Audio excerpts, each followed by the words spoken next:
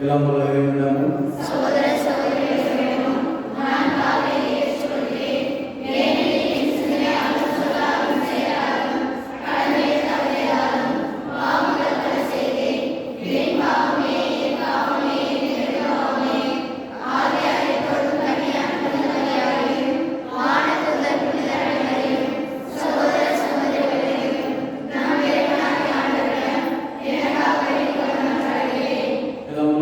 mengingatkan baik tentang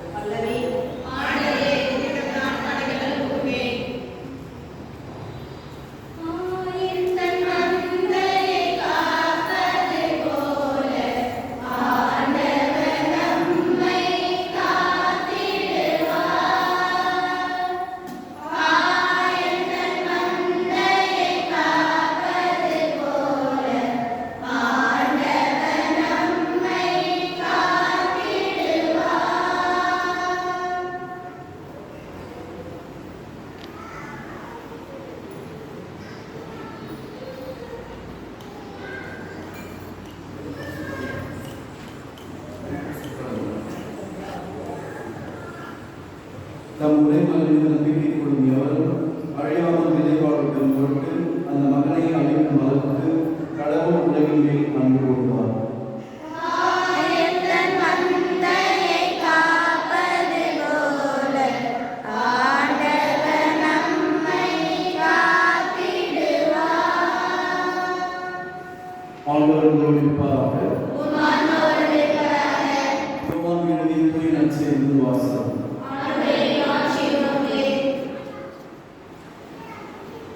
அக்காலத்தில் யூதர்களின் திருவிழா கூட்டத்தில் சிலர் இயேசுவின் வார்த்தைகளை கேட்டு வரவேண்டிய இறைவாக்கின் உண்மை இவரே என்றனர்.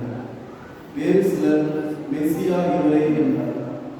மற்றும் சிலர் கலிலேயாவில் இருந்தால் மெஸ்ஸியா வருவார், தாவீதின் மரபிலிருந்தும் அவர் குடியிருந்த பெத்லகேம் ஊரிலிருந்தும் மெஸ்ஸியா வருவார் என்றெல்லாம் மறைநூல் கூறுகிறது என்றனர். இப்படி அவரை குறித்து மக்களிடையே பிளவு ஏற்பட்டது. சிலர் அவரை பிடிக்க விரும்பினர், ஆனால் யாரும் அவரை தொடவில்லை. தலைமை குழுக்களும் பரிசேயர்களும் அனுப்பியிருந்த காவலர்கள் அவரிடம் திரும்பி வந்தார்கள். அவர்கள் காவலர்களிடம் ஏன் அவனை பிடித்துக் கொண்டு வரவில்லை என்று கேட்டார்கள். காவலர் மறுமொழியாக அவரை போல் எவரும் எதுவுமே பேசியதில்லை என்றனர். பரிசேயர் அவர்களை பார்த்து, நீங்களும் எவ்வாறு போனீர்களோ, தலைவர்களிலாவது பரிசேயர்களிலாவது அவனை நம்பவும் யாராவது உண்டா? இம்மக்கள் கூட்டத்திற்கு திருச்சட்டம் தெரியாது, இவர்கள் சபிக்கப்பட்டவர்கள் என்றனர். அங்கிருந்த பரிசேயர்கள் ஒருவர் நிக்கதேம், அவரை முன் ஒரு நாள் இயேசுடன் வந்தவர். அவர் அவர்களிடம், ஒருவரது வாக்குமூலத்தை கேளாது அவர் என்ன செய்தார் என்று அறியாது ஒருவருக்கு தீர்ப்பளிப்பது நமது சட்டப்படி முறையாகுமா என்று கேட்டார். அவர்கள் மறுமொழியாக, நீரும் கலிலேயா என்ன? மறைநூலை திரும்பி ஆழ்ந்து பாருங்கள். அப்போது கலிலேயாவிலிருந்து இறைவாக்கினர் யாரும் தோன்றுவதில்லை என்பதை அறிந்து கொள்வீர் என்றார்கள். அவர்கள் ஒவ்வொருவரும் அவரது வீட்டுக்கு சென்றார்கள். ஆண்டவரின் அருள்வாக்கு. நிறைய இடம் உள்ள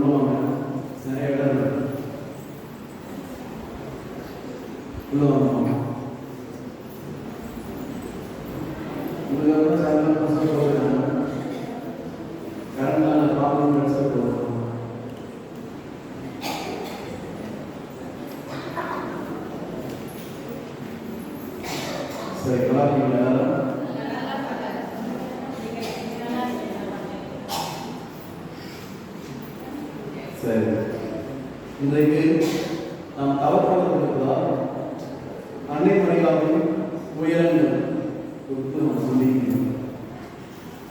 அன்னை மரியாவின் உயரங்கள் இயேசுவின் பாடல்கள் நாம் நிறைய இடமாக தியானிச்சிருக்கோம். சிலுவை வச்சுருந்தா அந்த இயேசுவின் பாடல்கள் சொன்னீங்க. குறிப்பாக சிலுவை பாதையை இயேசு சிலுவை சுமந்து சென்ற அந்த 14 நிலைகளில் இருக்கின்ற அன்னை மரியாவின் காட்சிகள் மற்றும் அங்கிருக்கின்ற பெண்கள் இந்த நிலையை மட்டும் நான் பார்த்து அதில் ஒரு சில சிந்தனைகளை நான் பகிர்ந்து கொள்ளலாம் நினைக்கிறேன். சரிங்களா? மொத்தம் எத்தனை ஸ்தலம் இருக்குது?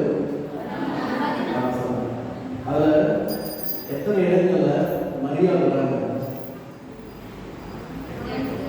ஒன்றே இல்லை. 1, 2, 13, 14 சொல்லுங்க. 4, 13. சரி, பெண்கள் இறந்தாங்களா? என்ன சொல்ல?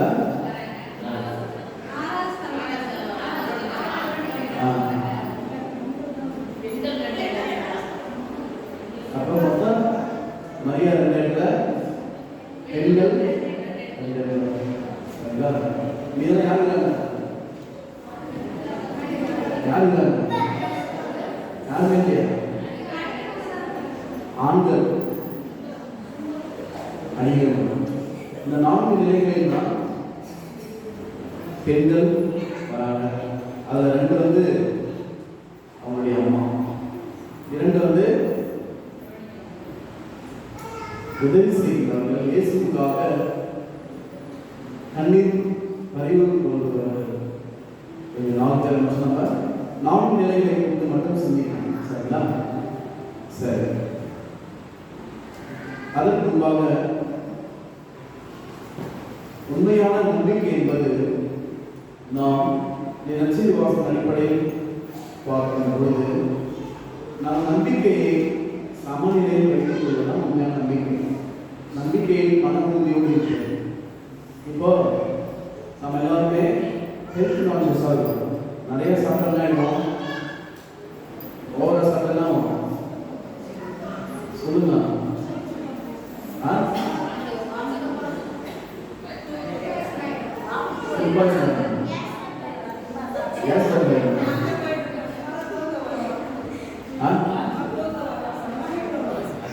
நிறைய சாப்பிட்டுருந்தா வெயிட் அதிகமாக போடுவீங்க.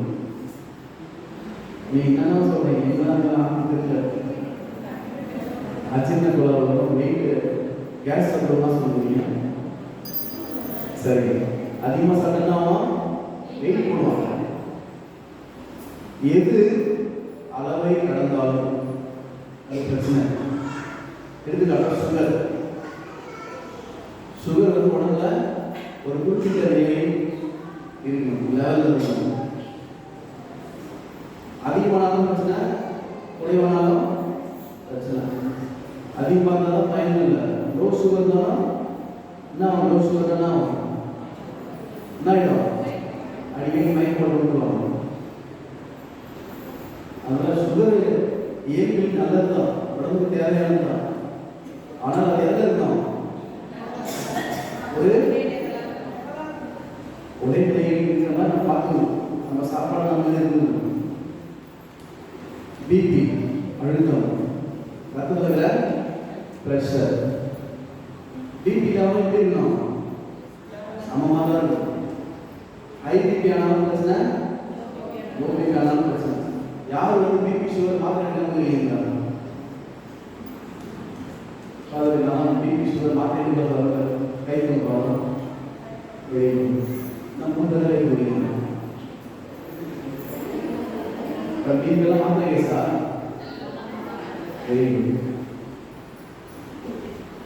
சரி, அதே போன்று கொலஸ்ட்ரால், கொழுப்பு. நிறைய பேர் சொல்லுவாங்க ரொம்ப கொழுப்பு அதிகமாக சொல்லுவாங்க. அது என்ன சொல்லுவாங்கன்னா, கொழுப்பு உடம்புக்கு தேவையான அளவு இருக்கணும். கொழுப்பு அதிகமான பிரச்சனை, குறைவாக இருந்தாலும் பிரச்சனை. அது ஒரு மாத்திரை.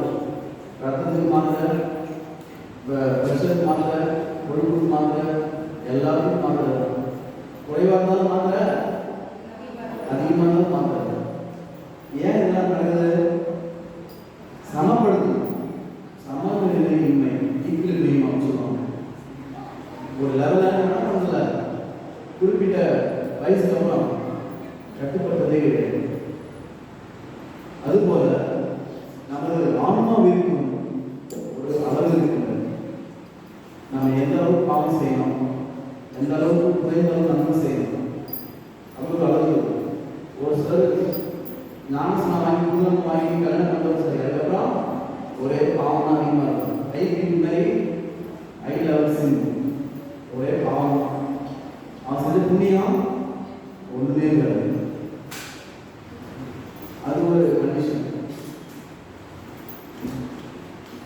நம்பிக்கை நல்லது. குழந்தையா இருக்கும்போது பாருங்க, எல்லாம் பூஜை செய்யறாங்க பாருங்க, நல்லா அழகாக இருக்காங்க பசங்க. புதன் வாங்கிட்டு என்ன பண்ணுவாங்க? ஹீரோ மாதிரி ஆயிடுவாங்க. யார் மாதிரி? ஹீரோ மாதிரி ஆயிடுவாங்க. இவங்க ஹீரோயின் மாதிரி ஆயிடுவாங்க. அப்புறம் அவங்க கையிலே குடிக்கவே முடியாது. டேட்லேயே கண்டுபிடிச்சு நம்ம தான் வந்து நூறு சாப்பிடுவோம். அந்த சமநிலை இருக்காது. குழந்தையா இருக்கும்போது ரொம்ப நல்லா எழுந்து இருக்காங்க. அப்பா நிறைய பேர் சொல்லுவாங்க, ஃபாதர் இவன் சின்ன வயசுல இருக்கும் கோயிலே கருதி நடப்பான் ஃபாதர். இப்போ பார்த்தா கோயில் கிரவுண்டுக்கே வர மாட்டேங்கிறாங்க, கோயிலுக்கே போக மாட்டேங்கிறாங்க. என்னன்னே தெரியல. ஒரு குறிப்பிட்ட வயசுல இருந்தா எனக்கு அந்த லெவல் போயிடும், ஆனால் போயிடும். ஆன்மீகத்தில் ஒரு சமநிலை இல்லாமல் இருக்கிறது. அந்த மன உறுதி, நம்பிக்கை உறுதி இல்லை. அதுக்கு ஒரு காரணம் சொல்லுவாங்க. என்ன பண்ண கடவுள், நான் கவனம் பண்ணேன், எல்லாம் பண்ணேன், பூசைக்கு போனேன், மொட்டை அடிச்சேன், எல்லாம் கண்டிக்கு போனேன், என்னென்ன ஊருக்கு போனேன், ஆனால் ஆனால் கடவுள் எனக்கு இந்த கஷ்டத்தை கொடுத்தாரு. ஆனால் என்ன பண்ண மாட்டேன், கோயிலுக்கே போக மாட்டேன். கோயிலுக்கு போகாமல் ஒரு சாக்கு கேட்டால் தனியாக ஏன்னா அது ஒரு பேக்ரவுண்ட் சொல்லுவோம். நான் எவ்வளோ கஷ்டப்பட்டேன், என்ன பண்ணேன், எனக்கு மனசு தாங்க முடியல. என்ன பண்ணேன், ஏதாவது சொல்ல ஊட்டி விட வேண்டியதுதான். எதையாவது ஒன்று ஊட்ட வேண்டியதுதான். அவர்கள் பாவம் செய்வதற்கு, அவர்கள் தவறு செய்வதற்கு ஏதாவது ஒன்று சாக்கு சொல்லிடுவோம். அன்னை மரியாவை நாம் எடுத்துக்காட்டாக கொள்ளுகின்ற பொழுது, அன்னை மரியா வாழ்க்கையில் அது கஷ்டம் தான் இல்லையா, இருந்துச்சா இல்லையா, இருந்தது. அன்னை மரியா அந்த மாதிரி அவங்க வாழ்க்கையில் கஷ்டம் வந்தோடனே இனிமேல் நான் கோயிலே போக மாட்டேன், கடவுளை நான் வணங்க மாட்டேன், நம்ப மாட்டேன், என் மகனை நான் சிறுவிசாவுக்கு அனுப்ப மாட்டேன். 4ஆம் ஸ்தானத்தை அவளை அனுப்ப மாட்டாங்களா?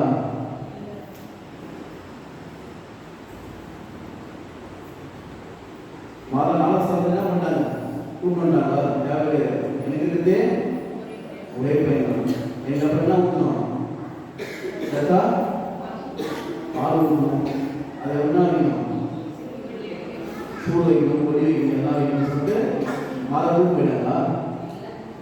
இல்லை. பெண்கள் ஒரு பெண் அமைதியாக இருக்கிறதுனால அவன் என்ன சொல்றது, சந்தோஷமா இருந்தாலும் அர்த்தம் கிடையாது. பல்வேறு மன வலிகளை, மன காயங்களை, தீர்க்க முடியாத பிரச்சனைகளை அவர்கள் சுமந்து கொண்டே இருக்கிறார்கள் அர்த்தம். பெண்களின் அமைதிக்கு நிறைய அர்த்தம் இருக்கு. நீங்கன்னா ஒரு அம்மாவோட பாருங்க, எல்லாத்தையும் பாருங்க. ஒரு அம்மா வீட்டில் அமைதியாக இருந்தா அவங்க ரொம்ப சந்தோஷமா இருந்தாங்கன்னா,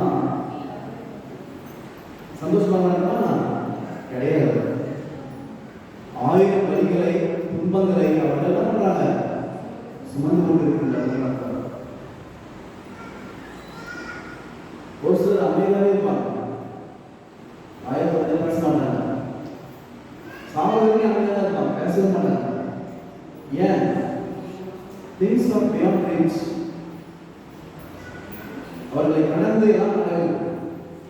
வீட்டுக்காரன் சொல்ற பேச்சு கேட்கறதில்ல, பையன் சொல்ற பேச்சு கேட்கறதில்ல, பண வசதி இல்லை, நம்ம ஒன்று நினைச்சா வேற ஒன்று நடக்குது. அதுக்காக எல்லாரும் போய் எல்லாரும் அனுப்பி வசனம் முடியும், எல்லாரையும் முடியுமா? முடியாது.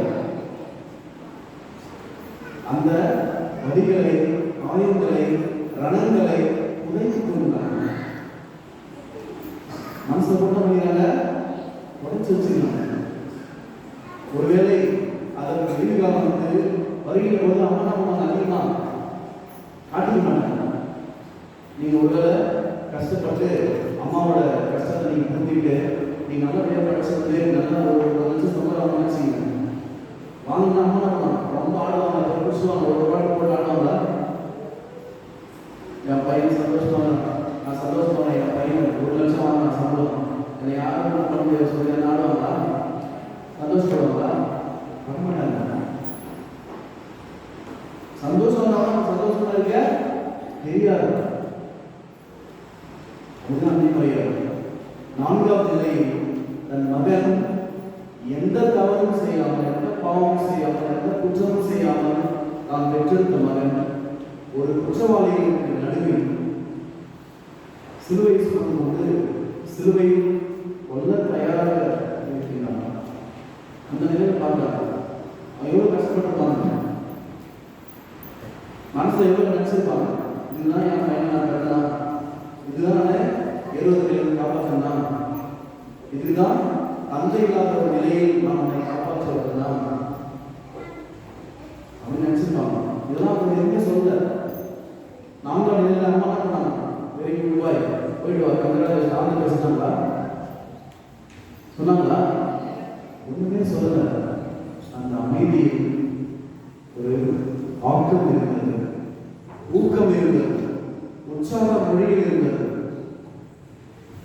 அந்த அன்னை பார்த்த பார்வையில் இயேசு என்ன பண்ணாரு, பரவாயில்ல, எனது மீட்பு பணிக்கு சிலுவை பாதையில் எனக்கு என் அன்னை துணையாக இருக்கின்றார். உலக மீட்புக்கு என் அன்னை என்னை கையெழுத்து வைக்கின்றார். வருத்தத்தோடு ஒரு பக்கம் இருந்தாலும் நீ இறைவனின் பணியை செய்கிறார் என் மகனை போயிடுவாங்க. அவர் சொல்லி தன் மகனை தெரிந்து வலிந்து இழந்து அனுப்புகிறார். நோ மோர் ஃபார் மீ, நீ எனக்கு வேணாம் இல்லப்பா, எனக்கு இது வேணாம். நீ யாருக்கு? கடவுளுக்கு, உலக மக்களுக்கு. இதுதான் முதல் செய்தி. எந்த தாயாவது நமது பிள்ளைகளை கோயில் பணிக்கு, ஊர் பணிக்கு, சமூக பிரச்சனைக்கு முன்னாடி உடனே பாட முன்னாடி உறுதியா ஊர் வந்து இல்லைம்மா நம்ம செய்யலாமா வேணாம்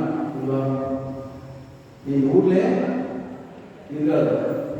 ஒரு ஊர்ல வந்து ஒரு பையன் ரொம்ப கட்டி கேட்பான், பிரச்சனை பண்ணுவான். அதாவது நல்லதான் செய்வான். ஆனா நம்ம என்ன பண்ணுவாங்க, திருவிழானா ஊர்ல போட மாட்டாங்க.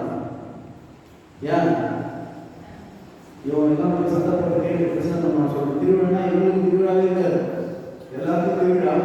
ஆனா எங்க அம்மாவுக்கு திருவிழாவே இருக்காது. பயந்து நடப்பாங்க. இப்போ எந்த மொழியில் போய் எதை கேட்டு என்ன கேள்வி கேட்டு எல்லாரும் கூட நினைப்பாங்களா, அல்லது எல்லாம் போலீஸ் ஸ்டேஷன் போயிடுவாங்க சொல்ற பயத்தில் அவங்க என்ன பண்ணுவாங்க, திருவிழா முடிஞ்சால்தான் வருவாங்க.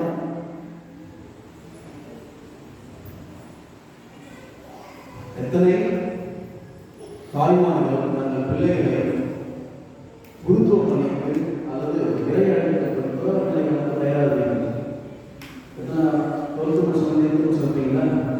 எத்தனை பேர் வந்து உங்க பசங்களை ஃபாதர் சிஸ்டம் சொல்லுங்க சொல்றீங்க?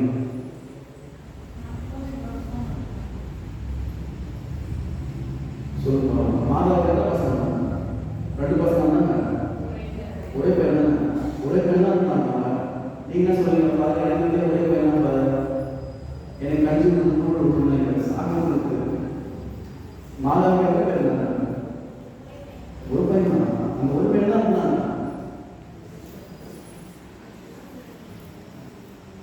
நமது குடும்பத்தில் நாம் வளர்க்கின்ற முறை, ஒருவேளை அன்னை மரியா யோசேப்பு இருவரும் ஒரு முன்மாதிரியாற்ற குடும்பமாக வாழ்ந்திருந்தால் இயேசு என்ன பண்ண மாட்டார், பிறகு படிக்க போயிருக்க மாட்டார்.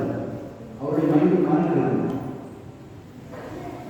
மக்களோடு இணைந்து தீயர்களோடு பழகி அவர் என்ன பண்ணியிருப்பாரு, கெட்டு போயிட்டிருப்பார். ஆனால் அன்னை மரியா 30 வயது வரை தன் மகனை தவற விடவில்லை, அவன் செய்ய விடலை. 30 வயசு வரை, இன்றைக்கு 30 வயசு வரை யாராவது அப்பா அம்மா கேட்கிறீங்களா? 10 வயசுல காலி, 10 வயசுல காலி. 15 வயசு ஆச்சுன்னா ஒன்று வாய முடியுமா? ஒன்று வாய மூடு. அவங்க தெரிஞ்சு ஒரே வார்த்தை மூடு தான். இது முதல் சிந்தனை. இரண்டாவது சிந்தனை, இயேசு அந்த வெரோனிகா இயேசு குடும்பத்தை உடைக்கின்றார். அன்புக்குள்ளே சுனிதா வில்லியம்ஸ் கேள்விப்படுவீங்களா? யார் ஆரம்பிச்சாங்களா? யாரு? விண்வெளிக்கு போய் பண்ணாங்க.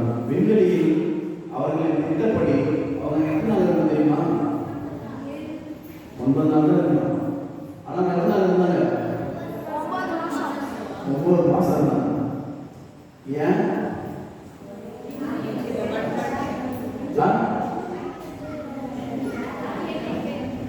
ராக்கெட் ரிப்பேர் சொல்றாங்க.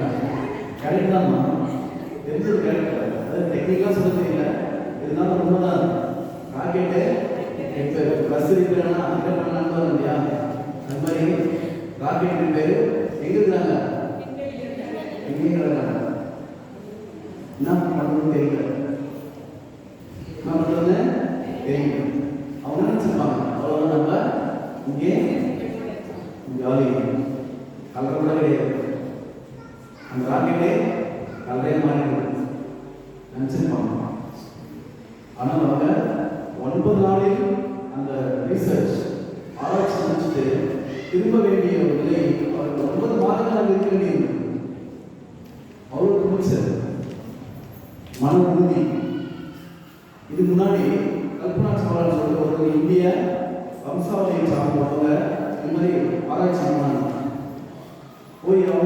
திரும்பி கீழே வரணும்னாச்சு ராக்கெட் ரிப்பேர் திரும்பி ராக்கெட் ரிப்பேர் ஆயிடுச்சு எரிஞ்சு வெடிச்சு எல்லாம் வரும். அப்போ சுந்தர் என்ன பண்ணுறாங்க கரையிருக்கின்ற வரை அவன் உயிரே இருந்துருக்காரு. புரியுதா? கரையிருக்கின்ற வரை அவ்வளோ ஒரு பிடிச்சர் இது இப்போ படிச்சதாக வர பிடிச்சர். நம்ம பிள்ளை கூட அந்த துணியோடு பேசுறாங்கன்னா அவங்க கற்றுக்கின்ற கல்விதான்.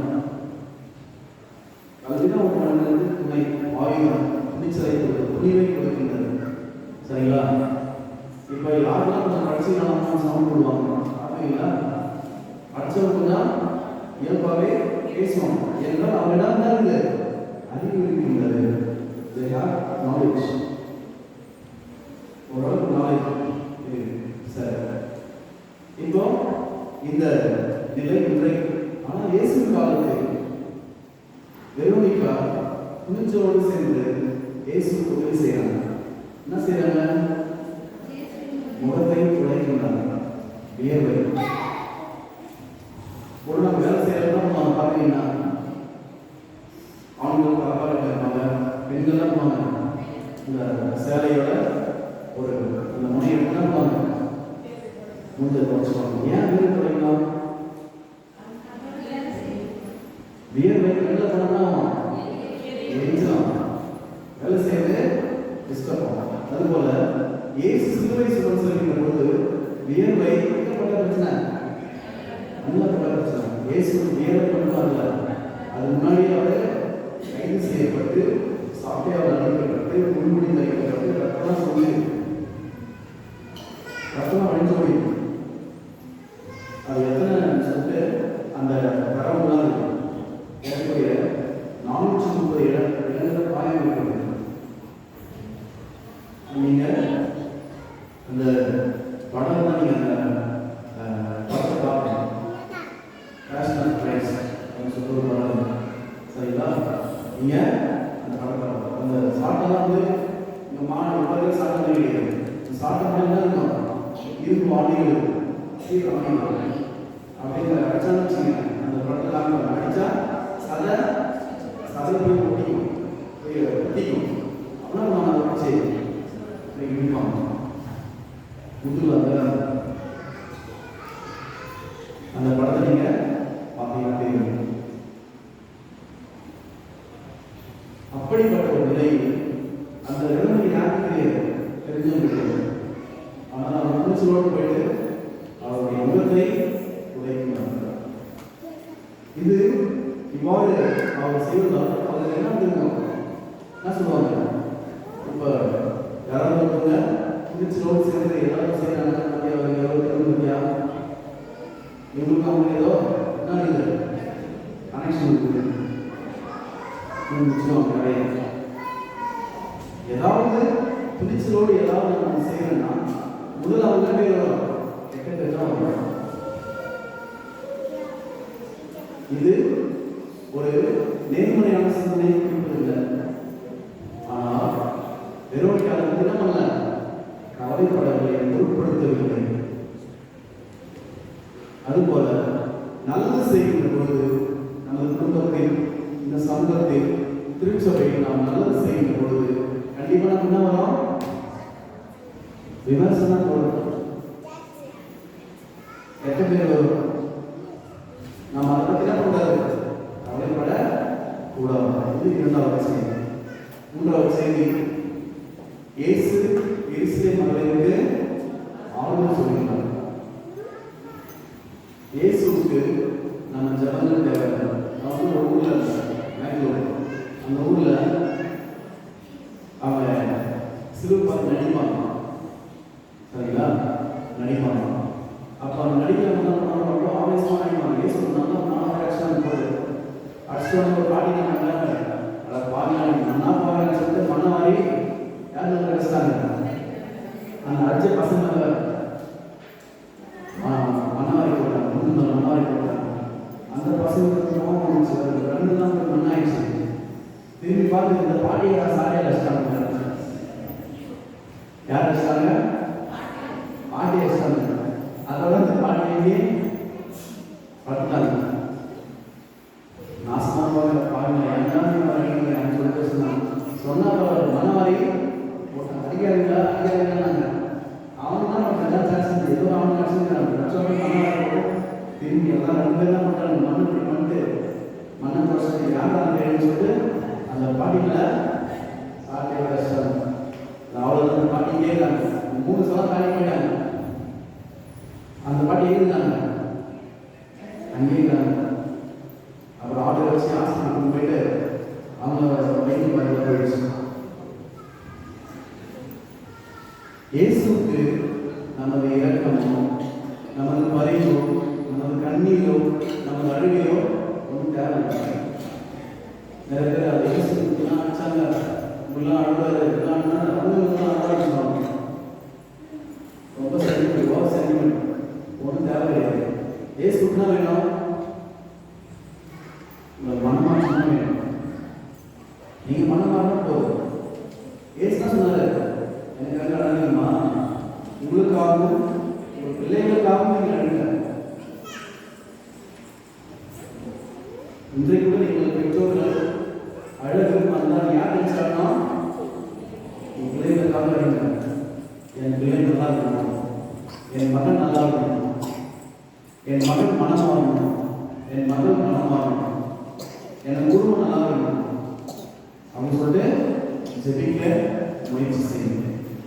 4வதாக இறந்த இயேசு உடலை அவருடைய தாயின் மடியில் வைக்கின்றார். ஒரு மனிதன் இறக்கின்ற பொழுது அவரிடமிருந்து எடுக்கப்படுகின்ற முதல் கூறு என்ன தெரியுமா? அவருடைய பெயர். அவருடைய பெயர். இப்போ நம்மளோட அப்பா அம்மா என்ன செஞ்சாங்கன்னா பண்ணுவாங்க, உடனடியாக இப்போ நம்ம வெளியே விட்டுருவாங்க.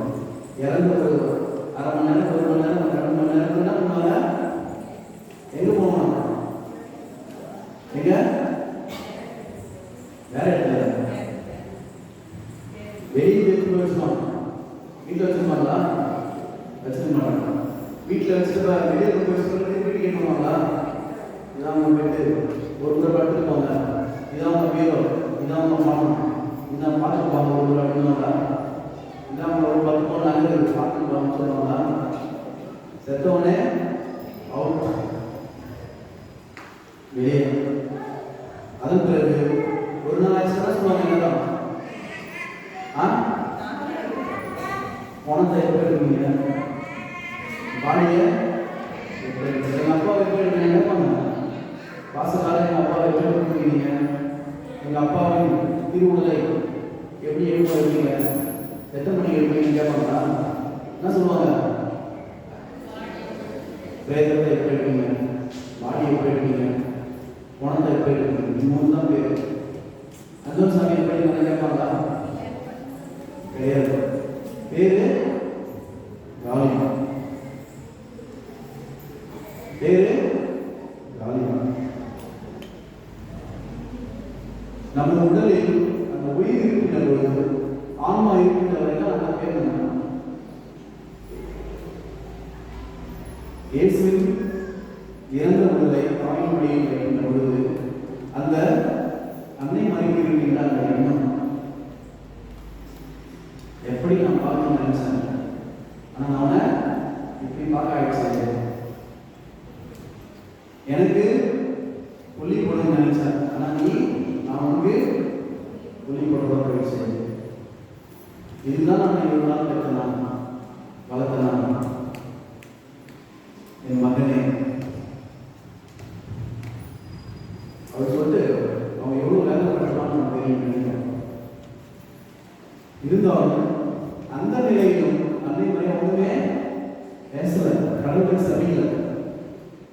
நான் எப்படி சொல்லியிருக்கேன், எங்கள் ஊரில் திருமணம் ஆகி 3 மாதங்கள் தான் சொன்னேன் இல்லையா? நான் ஜபத்துக்கு போகிறப்ப ஜபமே வேணும், கடவுளே வேணும், மந்திரியும் மந்திரிக்காதீங்க என்ன சொன்னாங்க. என்ன பண்ண முடியும்? கடவுள் கிடையாது, ஒன்றும் கிடையாது. வராதிங்க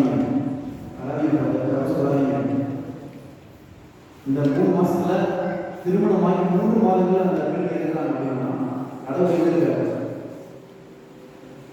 அப்படின்னு கேட்டாங்க. இழப்பு அப்படிப்பட்ட ஒரு கோபத்தை தருகிறது, ஒரு மன தளர்ச்சியை கொடுக்கிறது, உளைச்சலை தருகிறது. இப்போது நமக்கு ஒரு சிலரின் இறப்பு அல்லது ஒரு சிலரின் இழப்பானது நமக்கு மிகப்பெரிய நம்பிக்கை, ஒரு கட்டுப்பாட்டை நமக்கு தருகிறது. குறைபாடு கடவுள் ஒருத்தருந்தாங்க நம்ம இறந்து கஷ்டம் வருது. கடவுள் ஒருத்தருந்தா நம்ம அப்பா அம்மா ஏன் சாகணும், நம்ம அண்ணன் ஏன் சாகணும், இந்த ஆக்சிடென்ட் ஏன் நடக்கும், இந்த நோய் ஏன் வரணும் அப்படி சொல்லி நம்ம பண்ணலாம். கடவுளிலிருந்து நம்மை நாம் பிரித்துக் கொள்கிறோம். பிரிச்சுக்கணும். ஒன்று கடவுள் வேஸ்ட், கோயிலுக்கு பார்த்தே வேஸ்ட் தான். ஆனால் அன்னை முறையான சரியான நினைச்சு பார்க்கணும். தன் மகன் இறந்த நிலையிலும் இறந்த மகனை தன் மடியில் கிடத்தி அன்னை முறையான அல்ல ஒன்றும் பாருங்கள். இது அம்மான இந்த கடவுள் ஒன்றும் பற்றியடா உலக மீட்புக்காக ஊர் மக்களுக்காக உழைக்க போன கஷ்டப்பட்டவனே சாட்சியாளர் படுவாய் சொல்லுவது செய்ய கடவுள் மீது நம்பிக்கையோடு அவர் கடவுள் விருப்பத்தை நிறைவேற்றியிருக்கிறார் என்று சொல்றாங்க. இதிலிருந்து நமக்கு என்ன நாம் தெரிந்து கொள்ள வேண்டிய பாடம், எந்த நிலையிலும் நமக்கு இருக்க வேண்டியது இறை நம்பிக்கை. இறை நம்பிக்கை என்பது நமக்கு எல்லாமே இருக்கும்போது சந்தோஷமா இருக்கிறது. கடவுள் இறை நம்பிக்கை கிடையாது. கடவுள் எங்க ஊருக்காரங்க சம்பாதிக்கிறாரு, எங்க பசங்க நல்லா சம்பாதிக்கிறாங்க, எல்லாரும் நல்லா சம்பாதிக்கிறாங்க, அதனால முடிவுறேன் அப்படின்றது நம்பிக்கை கிடையாது. என் வீட்டில் ஒன்றும் இல்லை, நானும் ஏழை, என் வீட்டுக்கார குடிக்காரு, என் பையனும் வேலை இல்லை, வீட்டில் வசதி இல்லை, வாய்ப்பு இல்லை, இருந்தாலும் நான் ஆலயத்திற்கு வருவேன், கடவுளை நம்புவேன் அப்படின்னு சொல்றதுதான் நம்பிக்கை. இருக்கும்போது கடவுள் நம்பிக்கை கிடையாது, இல்லாத பொழுது கடவுளை வருவதுதான் நம்பிக்கை. ஏனென்றால் கடவுள் நம்மை ஆசீர்வதிக்க வேண்டும் என்றால், தமது அன்பை அருளை தர வேண்டும் என்றால் நம்மை கண்டிப்பான சோதிப்பார். ஒருவேளை இறைவன் நமக்கு கிடைக்காமல் இருப்பதற்கு காரணம் நம்மை சுற்றி இருக்கின்ற பலவீனங்கள், பாவங்கள். அதான் கிடையாது. கடவுள் தரக்கூடியவர் தான், தர விரும்புகின்றார். ஆனால் நாம் தூய்மையாக இருக்கின்றோமா? நமது ஆன்மா தூய்மையாக இருந்தால் இறைவனை பெறுவதற்கு நாம் தூய்மையாக இருக்கலாமா? இப்போ நீங்க ஒரு சாப்பாடு செய்வீங்க, அந்த சாப்பாட்டை வந்து பார்த்து பண்ணுவீங்க, அழுகணும், சுத்தப்படுத்தணும். குப்பையா இருக்குது, நிறைய கல் மண்ணா இருக்குது, செய்யறாரு, இந்த பாப்பா போட்டே முடியுமா? போட்டுவீங்களா? ஒட்ட முடியாது. ஏன்? உணவு அதோடு குப்பையோடு மண்ணோடு கல்லோடு ஒட்ட முடியாது, சாப்பிட முடியாது. அப்படிதான் கடவுளுடைய அருள். நாம் மன தூய்மையாக இருந்தால்தான் இறைவன் நல்ல வரும் கிடைக்கும். ஏனென்றால் இறைவனின் அருள் கூறியது, அதை பெறக்கூடிய ஆன்மாவும் மனதும் தூய்மையாக இருக்க வேண்டும். உங்க மனசை தூய்மைப்படுத்தாம நீங்க மனம் மாறாம கடவுளுடைய அருள் எனக்கு வேணும், கடவுளுடைய அருள் வேணும் மாட்டீங்க. அம்மா சாப்பிட கடவுள் கடவுள் அருள் வராது. இதுதான் தடை. கடவுளும் தடை பண்ணணும். தடை பண்ணது யாரு? நமது மனம் மாறாத நிலை, நம்மை நாம் மாற்றிக் கொள்ளாத ஒரு நிலை, நம்மை நாம் கண்டுகொள்ளாத ஒரு நிலை, நமது ஆன்மாவை பற்றி கவலைப்படாத ஒரு நிலை. இதனால்தான் கடவுள் அருள் வராமல், கடவுள் கொடுக்காம, அவரும் விரும்பாமல் ரொம்ப மோசமான ஒரு பேசுனா நான் உங்களுக்கு கடவுள் பண்ண போ அப்படின்னு கடவுள் சொல்லுவாரா? சொல்ல மாட்டார். ஒன்றும் நல்லனே தூய்மை பெறவில்லை. எனவே அன்புக்குள்ளே இந்த 4 சிந்தனைகளை நாம் அடைந்திருக்கிறோம். முதல் சிந்தனை என்னது? தன் தாயை சந்திக்கும் பொழுது உலக மக்களுக்காக, ஊர் மக்களுக்காக, சமூக நலனுக்காக, அடுத்தவர் மகிழ்ச்சிக்காக, முன்னேற்றத்துக்காக தன் மகனை தாய் வழியில் தியாகம் செய்கிறார். நீங்கள் இறைப்பணிக்கு, பிறந்த பணிக்கு எதை கொடுக்கிறீர்கள்? சரிங்களா? இரண்டாவது, என்னுடைய துணிச்சலோடு இயேசு முகத்தை துடைக்க வருகின்றார். விமர்சனத்தை பற்றி கவலைப்படவில்லை. அடுத்தவங்க என்ன சொல்லுவாங்க, அடுத்தவங்க என்ன நினைப்பாங்க, அதை பற்றி அதனால கவலைப்படவில்லை. நாமும் விமர்சனங்களை பொருட்படுத்தாமல் இறைவனை, இயேசுவை நோக்கி செல்வோம். மூன்றாவதாக, நமது பிள்ளைகளுக்காக அழுவோம். இயேசு நமது இரக்கமோ, கழிவிறக்கமோ, தரிவோ ஒன்றும் தேவையில்லை.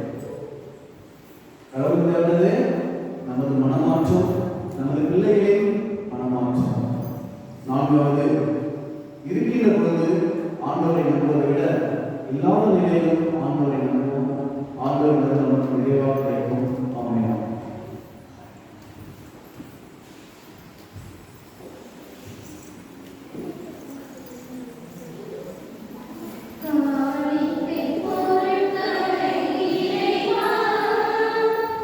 Yeah.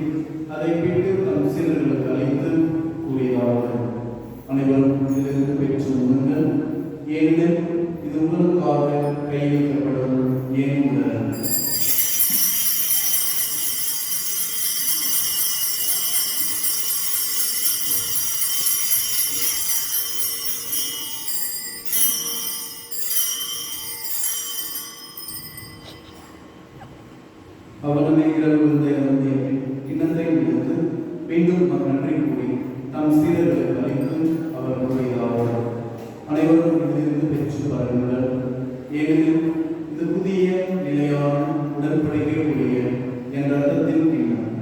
இது பாவம் என்று உங்களுக்காகவும் பலருக்காகவும் சிந்தப்படும். இதை என் நினைவாக செய்யுங்கள்.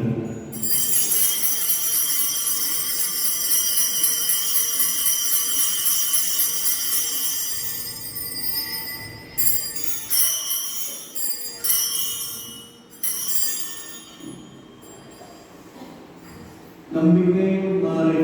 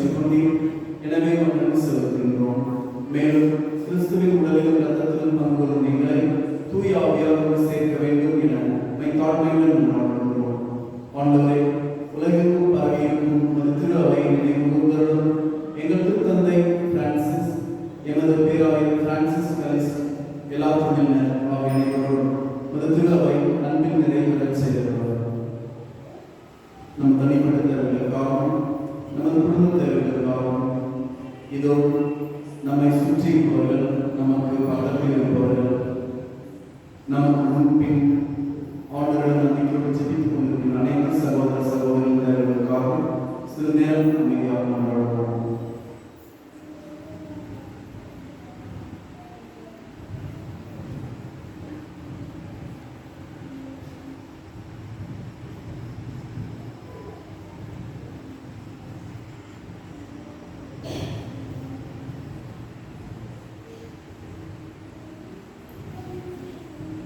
மேலும்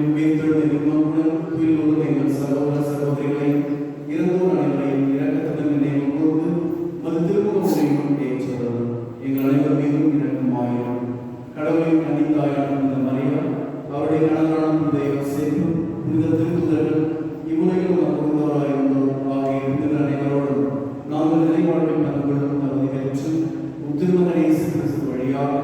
உம்மை புகழ்ந்தேவும் மறந்தவர்கள உம்மை மன்றாடுகின்றோம்.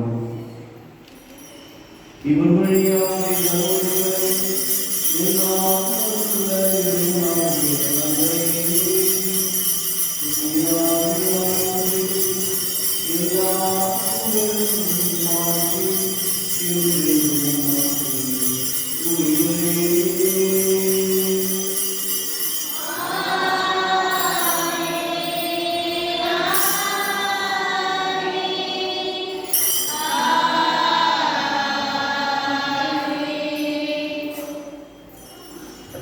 மீன்படுத்தினால் கற்பிக்கப்பட்டு இறைப்படைப்பினால் பயிற்சி பெற்று நாம் புரிந்து நம்புகிறோம்.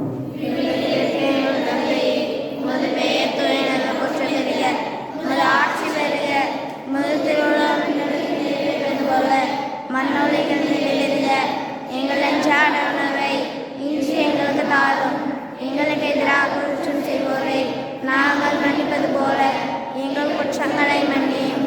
எங்களை சோதனைக்கு உட்பட்டாது ஆண்டவரே, தீமை அனைத்திலிருந்து எங்களை விடுவித்து எங்கள் வாழ்நாள் அமைதியை கனிவுடன் அருளும்படி மன்றாடுகின்றோம். உமது இரக்கத்தின் உதவியால் நாங்கள் பாவத்திலிருந்து எப்போதும் விடுதலை பெற்று யாதொரு கலக்கமும் இன்றி நலமாயிருப்போமாக. நாங்கள் எதிர்நோக்கி இருக்கும் பேர்பத்துக்காக எம் மீட்பராகிய இயேசு கிறிஸ்துவின் வருகைக்காக காத்திருக்கின்றோம்.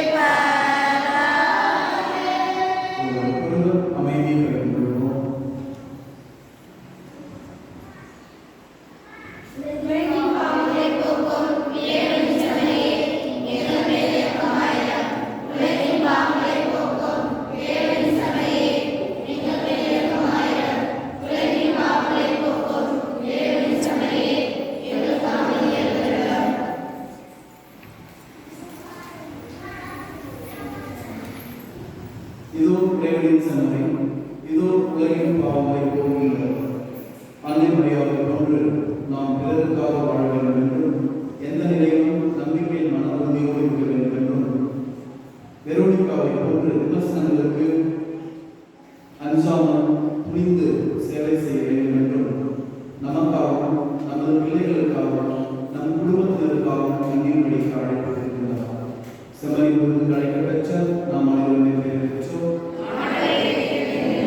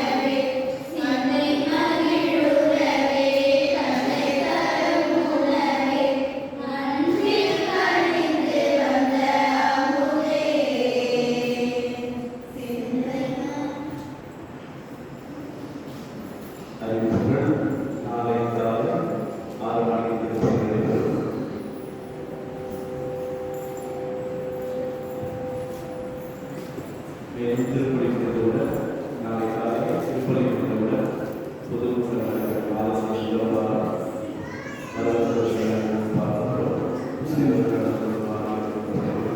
மேலும் நாளை திருப்பலிக்கிறதோடு தவக்கால உதவி வழங்கப்படும். தவக்கால உதவி அனைவருக்கும் செல்லுமாறு அன்போடு கேட்டுக்கொள்ளப்படுகிறது. மன்றாடுமாக.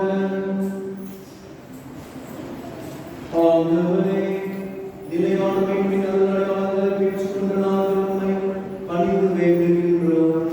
புனித கன்னிமரியாவின் பாடுகளை நினைவுகூரும் நாங்கள் கிறிஸ்து திருவைக்காக மேலும் பட வேண்டிய நேரத்தை எங்களில் நிறைவு செய்வோமாக. என்றென்று ஆட்சி செய்கின்ற அவர் வழியாக உம்மை மன்றாடுகின்றோம். ஆண்டவர்களோடு இருப்பாராக.